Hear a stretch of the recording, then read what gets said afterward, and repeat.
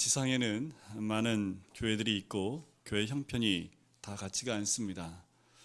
지역과 형편에 따라서 교회 사정이 참 너무 많이 다르지요.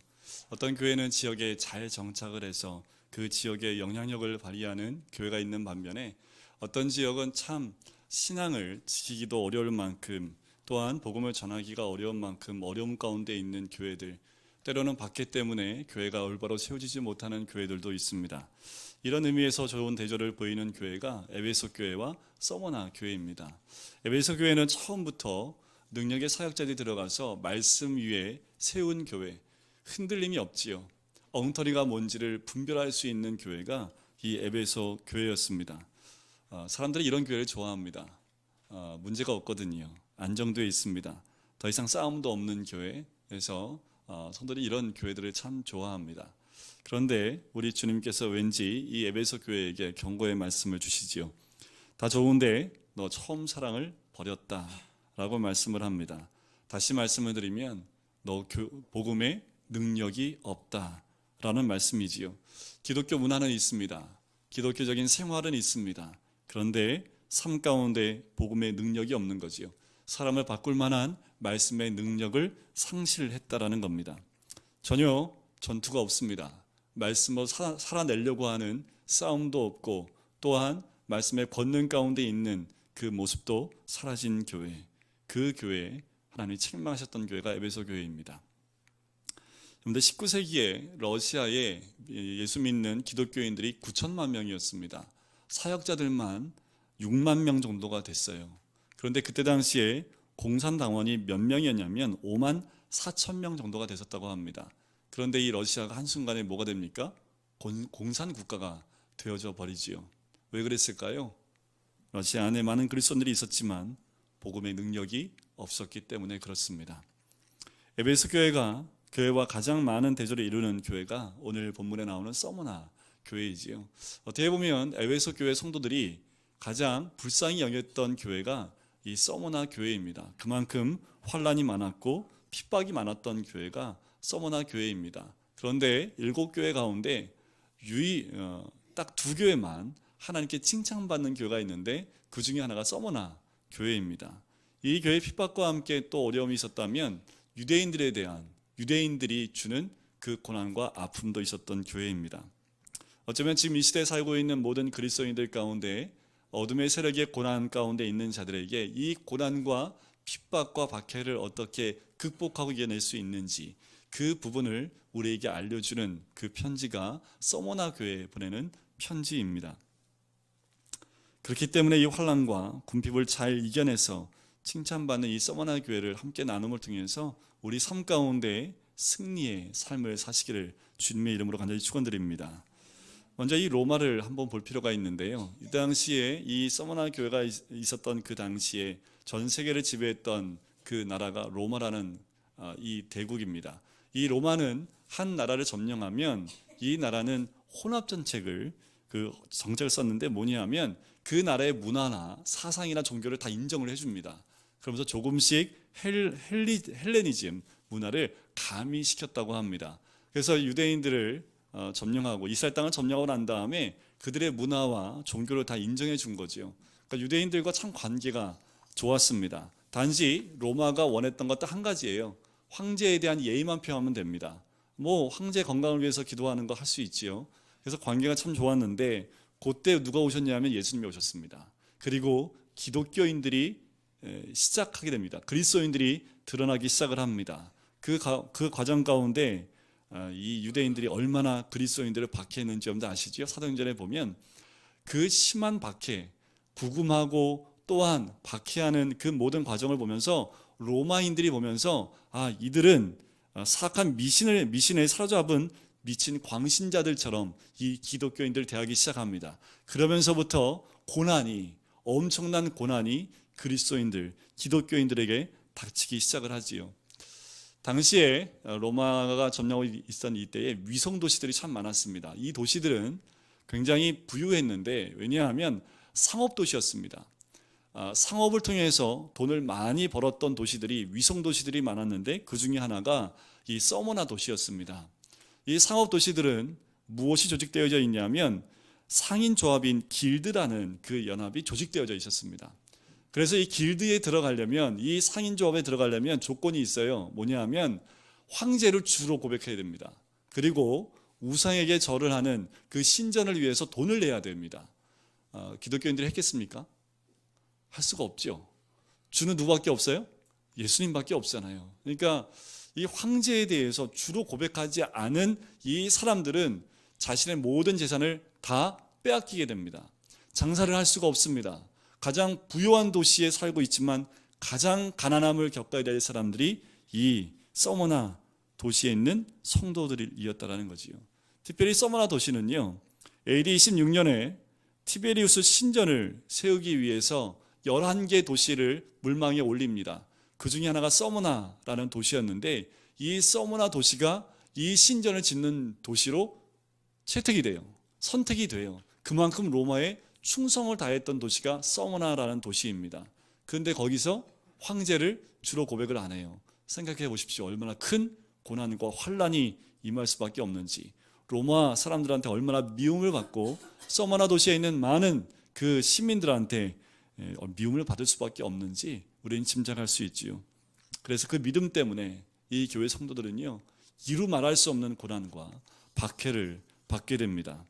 이런 박해 가운데 있는 서머나 교회 성도들한테 주님이 편지를 쓰는 거지요. 그 편지의 첫 마디가 이렇게 시작합니다. 처음이며 마지막이요, 죽었다가 살아나신 이가 이르시되 라고 시작을 합니다. 처음이요 마지막이라는 뜻이 무엇일까라는 거지요. 그것은 역사의 시작과 끝이 누구 손에 있다라는 겁니까? 우리 하나님 손에 있다라는 거지요. 하나님의 주권 아래 있다라는 겁니다. 왜 서머나 교회에 보내는 편지의 시작을 이렇게 시작을 했을까? 이런 뜻이지요.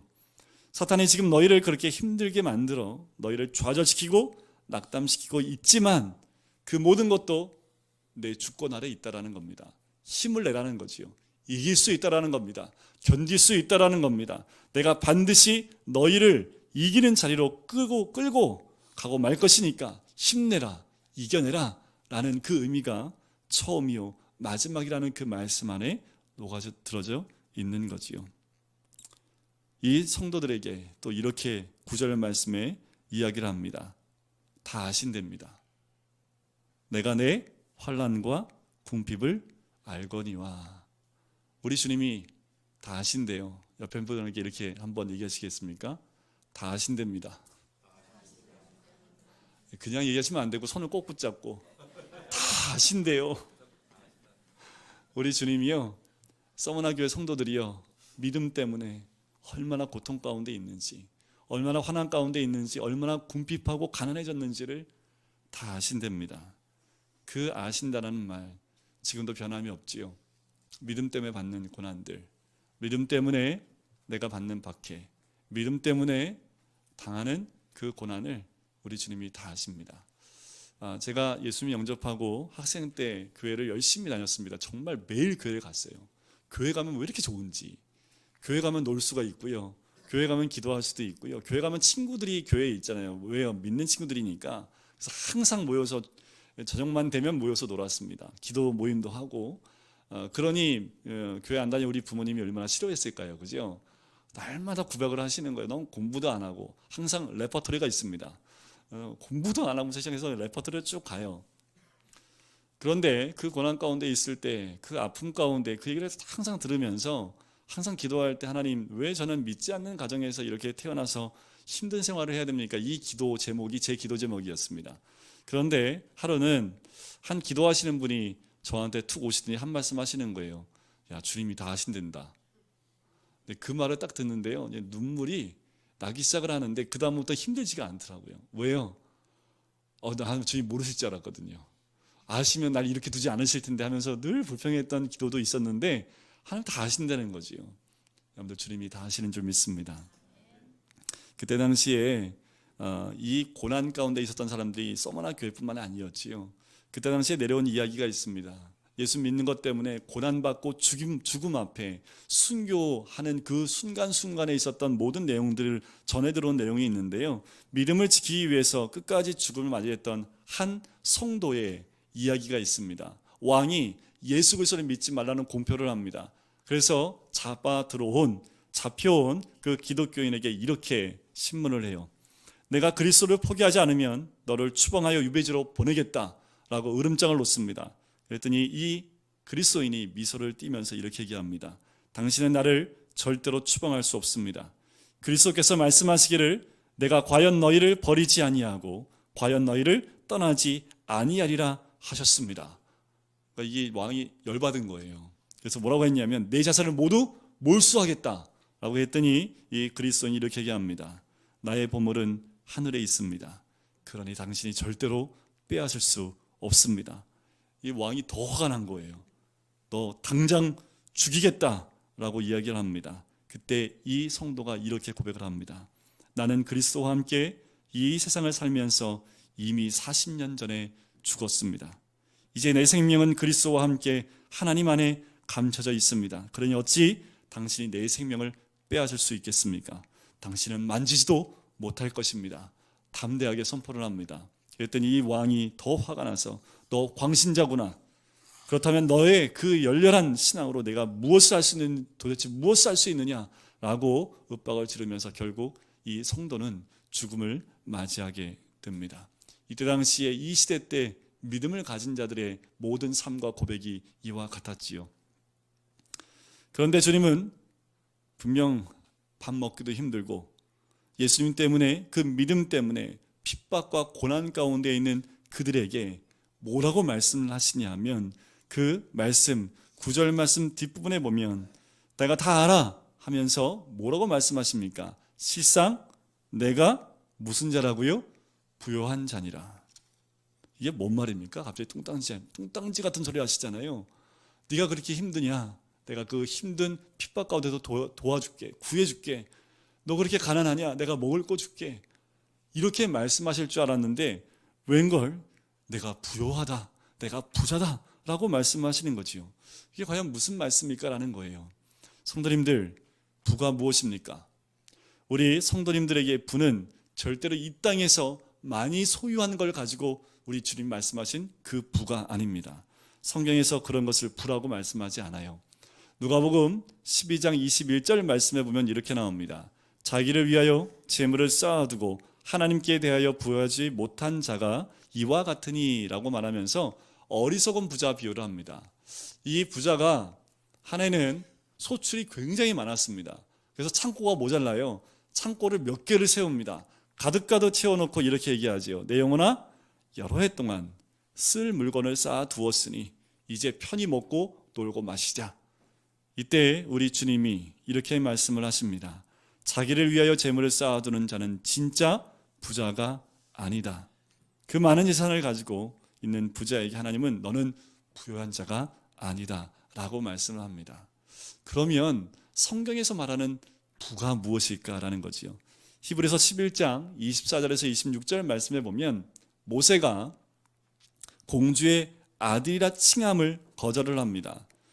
하나님 백성과 함께 고난받는 것, 그것이 잠시 누리는 죄악의 낙을 누리는 것보다 더 좋다라고 얘기를 하지요. 그리고 마지막 26절에 이렇게 얘기합니다.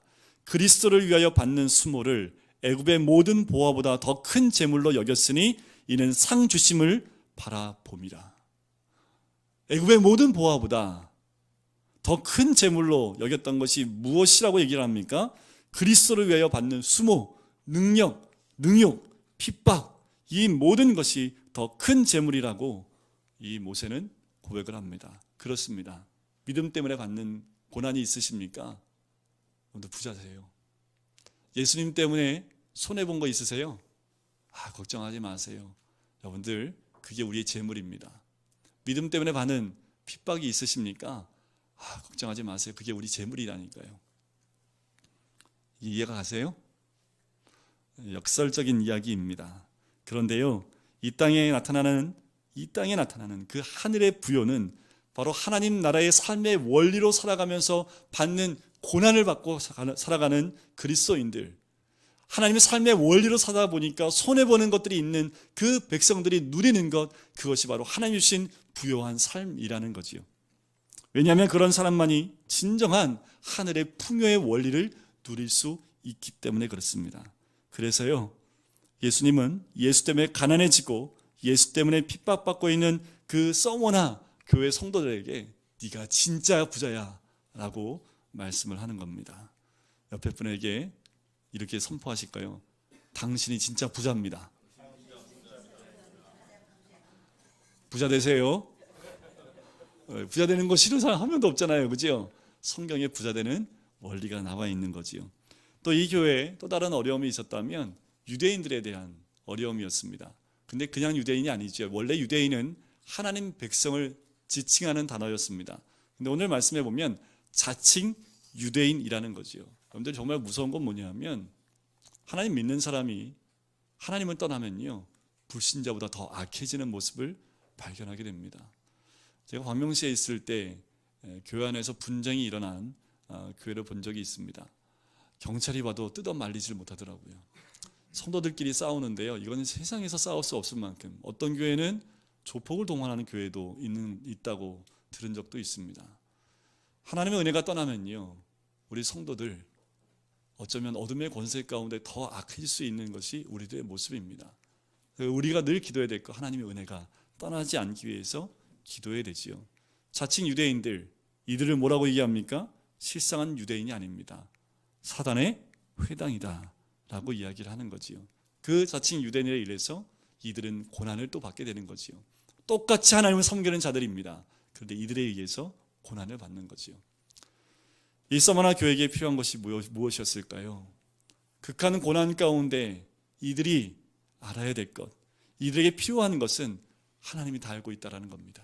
우리 주님이 너의 모든 고난을 다 보고 있고 알고 있다는 거지요. 그것이 필요한 거였습니다. 우리가 무엇으로 이 고난을 이겨낼 수 있을까요? 고난을 이겨낼 수 있는 방법은 내가 지금 주의 길을 걸어가는 것이 옳다라는 거지요. 내가 지금 믿음 때문에 고난받는 이 길 가는 것, 주님이 기뻐하시는 길이라는 것, 말씀 가운데 그것을 깨달을 때에 우리는 고난을 달게 받을 수 있습니다. 그런데요, 더 힘든 말씀이 10절에 나와요. 이렇게 고난받고 이렇게 힘들고 이렇게 굶으면 됐는데 10절 말씀을 보시니까 뭐라고 나옵니까? 너는 장차 받을 고난을 두려워하지 마. 지금까지 받은 고난도 힘들어 죽겠는데 또 앞으로 뭐가 남아있대요? 고난이 있답니다. 그런데 뭐라고 말씀하십니까? 두려워하지 말라는 거지요. 미리 주님 말씀하시는 겁니다. 고난이 더 올 텐데 두려워하지 말라. 볼지어다 마귀가 장차 너희 가운데서 몇 사람을 옥에 던져 시험을 받게 하리니 너희가 10일 동안 환난을 받으리라는 거지요. 여러분들 중요한 게 10일 동안만 받는다는 겁니다. 얼마나 감사한지 모르겠어요. 이 10이라는 단어가 정말 서머나 교회 성도들한테는 우리가 하루 이틀 세는 10일일 수도 있습니다. 그런데 이 의미는 무슨 의미가 있냐면 하나님이 정한 기간이 있다는 거예요. 이 고난이 영원하지 않다라는 겁니다. 이 기간은 짧게 충분히 너희가 이길 수 있도록 정한 기간이 있다라는 거지요. 하나님이 정해놓으신 시험의 분량을 채우기만 하면 된다라는 겁니다. 이 기간은 길지 않다라는 거예요. 정해져 있고 그 정해진 시간만 채워지면 끝이라고 우리 주님이 말씀하는 거지요. 그 잠깐의 고통이 영혼을 준비하는 훈련의 시간이라면 우리는 넉넉히 받을 수 있지 않겠습니까? 고난, 그것은 우리 예수님과 더 깊은 교제로 나갈 수 있게 만드는 수단과 같습니다. 고난은요, 우리를 더 주님과 가까이 나갈 뿐만 아니라 교제하고 또한 주님을 만나게 하는 그 다리 역할을 하는 것, 그것이 바로 고난입니다. 어떤 목사님이 설교할 때 이런 예화를 드셨대요. 참 재밌었는데 이렇게 말씀하십니다. 성도들이 천국에 가서 예수님을 만나면 어떻게 인사할 것 같습니까? 근데 예수님 만나면 어떻게 인사하실 것 같으세요? 대부분 이렇게 인사한답니다. 말씀 많이 들었습니다. 근데 이거 갖고 한참 웃었는데 웃다가 제가 못 웃겠더라고요. 이 예화처럼 심각한 말씀이 없더라고요. 우리가 예수를 믿으면 예수 만나면 어떻게 될까요? 다리 끄댕이 붙잡고 하나님, 예수님 보고 싶었다고, 내가 얼마나 힘들게 이 믿음을 지켰는데 하면서 펑펑 울면서 예수님 끌어안고 막 난리가 날 텐데 말씀 많이 들었습니다. 이런 모습으로 예수님 대한다는 건 어떤 겁니까? 주님과의 깊은 교제가 없다라는 거지요. 고난은 그만큼 주님을 깊이 만나게 하는 역할을 합니다. 그때 주님이 뭐라고 또 말씀하십니까? 내가 충성하는데 어떻게 충성하라고요? 죽도록 충성하라는 거죠. 이 죽도록이라는 말은요, 죽게 돼도 충성하라는 겁니다. 죽을 수 있다는 말이죠. 죽는 것만큼 힘이 든다는 말입니다. 그래도 충성을 다하라. 온전히 충성을 다하라는 거지요. 끝까지 예수 그리스도와 하늘 소망만 바라보라 라고 이야기를 하는 겁니다. 절대 예수님께서요, 이 환난과 궁핍을 없애주시겠다고 하시지 않습니다. 죽더라도 견뎌내라고 얘기합니다. 반드시 그 시험의 기간을 통해서 배워야 할 것이 있기 때문에 그것을 통과하라고 얘기하는 거죠. 여러분들, 육신의 죽음은 진짜 죽음이 아닙니다. 그 죽음은 영생의 시작인 줄 믿습니다. 이렇게 죽도록 충성하면, 그리하면 뭘 주시겠다고요? 생명의 관을 주겠다라고 말씀하시는 거지요. 이 면류관은 이때 당시에 누구한테 씌워졌냐 하면 마라톤을 다 통과한 그 사람들에게 쓰여졌다는 것이 면류관입니다. 우리 장로님도 마라톤을 좀 뛰셨는데, 마라톤 한번 저는 못 뛰어봤는데, 마라톤을 뛰면 정말 죽을 것 같다고 합니다. 어느 순간 딱 지나면 그때부터는 막 정말 포기하고 싶을 만큼의 고통이 밀려온다고 얘기를 해요. 그런데 어떻게 해요? 그거를 이겨내고 견뎌내고 결승점을 통과하는 그 순간 뭐가 준비되어 있습니까? 면류관이 준비되어 있다라고 이야기하는 거죠. 우리 주님이 그걸 말씀하시는 거예요. 죽는 한이 있더라도 충성을 다해라. 결승점을 통과할 때까지 끝까지 너희는 믿음을 지키라 라고 말씀을 하는 거지요. 여러분들 그거 아십니까? 이 고난은요, 때로는 이렇게도 하나님 쓰셔요. 리트머스 시험지요. 우리가 진짜 그리스도인인지 가짜인지를 구분하는데요, 요 고난이라는 티켓을 요거를 탁 꺼내셔서요, 너 진짜인지 아닌지 한번 볼까? 리트머스 시험지를 딱 담궈보면 바로 답이 나옵니다. 좋을 때는 너무 좋은데 안 좋은 일이 딱 생기면 하나님께 사트질하고 등을 돌리는 사람들이 가끔 있다라는 거지요. 우리 주님이 무너지지 말라고 말씀하시는 겁니다. 이 광야 같은 세상 가운데 닥치는 모든 고난 가운데 너희는 믿음을 지키고 이 훈련 가운데 살아남아서 하나님의 사람이 되라라고 말씀을 하는 거지요. 이 환난과 궁핍과 이 고난 결코 쉽지 않습니다. 힘들 겁니다. 마치 죽을 것만큼 괴롭고 힘들 것 같고 어쩌면 죽음이 닥쳐올 수도 있겠지요. 그래서 우리 주님을 소개할 때 8절에 또 뭐라고 소개했습니까? 죽었다가 다시 사신 자신을 들어보이시는 거지요. 죽어야지만 사시는 우리 예수님, 죽었기 때문에 부활의 놀라운 은혜를 우리에게 주신 그 주님께서 죽을 수 있다는 겁니다. 하지만 죽음이 끝이 아니라 네가 죽도록 충성하면 그 부활의 귀하신 은혜를, 예수님이 부활하셨기 때문에 너희도 부활의 은혜를 누릴 수 있다는 거지요. 환난의 시간, 궁핍의 시간은 우리에게 죽음의 시간이 될 수 있습니다. 하지만 그건 끝이 아닙니다. 그 이후에 부활이 있기 때문에 그렇지요. 그래서요, 우리는 그리스도인은 죽음을 두려워하지 않는 사람들이 그리스도인이지요.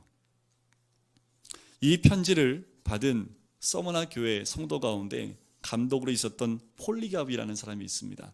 들어보셨을 겁니다. 이 폴리갑, 이 편지를 받고요, 이 폴리갑은 당당히 순교하는 그 자리로 나갑니다. AD 156년에 죽는데요, 바로 이 요한계시록을 받고 난 다음에 60년 후에 이 폴리갑은 순교를 하게 됩니다.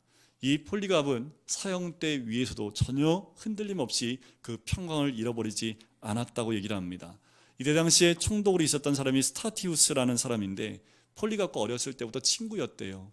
그래서 폴리갑을 구해주기 위해서 몇 번이나 회유를 하면서, 야, 한 번만 예수님 모른다고 부인하면 너 살 수 있어 라고 얘기했을 때 그 유명한 말을 합니다. 우리 주님은 86년 동안 한 번도 나를 모른다 하지 아니하셨는데 내가 어찌 우리 주님을 모른다 할 수 있겠는가 라고 이야기를 합니다. 그래도 이 총독이 친구를 살리기 위해서 여러 가지 방법을 다 씁니다. 사자에게 사제 먹이로 주라고 많은 사람들이 외치고 처형을 하고 외치는 그 순간에 끝까지 살리려고 했지만 결국은 화형을 하는 그 나무 장작 더미 위에 이 폴리갑을 세우게 됩니다. 그리고 불이 붙게 되지요. 그 불이 붙는 그 순간에도 이 폴리갑은 그 친구였던 스타티우스에게 이런 말을 남깁니다. 너는 잠깐이면 타다가 꺼질 불로 나를 위협하지만 죄인들을 위해 준비된 영원히 꺼지지 않는 불을 너는 어찌 피하려 하느냐 하면서 오히려 죽는 그 순간에도 자기 친구를 바라보며 불쌍히 여겼다라는 그 말씀이 지금도 내려옵니다. 우리의 믿음은 이와 같습니다. 환난과 궁핍을 이겨낸 자들에게 하나님은 분명히 약속하는 것이 있습니다. 그것이 있기에 폴리갑은 흔들림 없는 그 믿음을 가졌다라는 거지요. 그 약속이 바로 11절에 나옵니다. 우리 11절 말씀을 같이 한번 읽도록 하겠습니다. 귀에 있는 자는 성령이 교회들에게 하시는 말씀을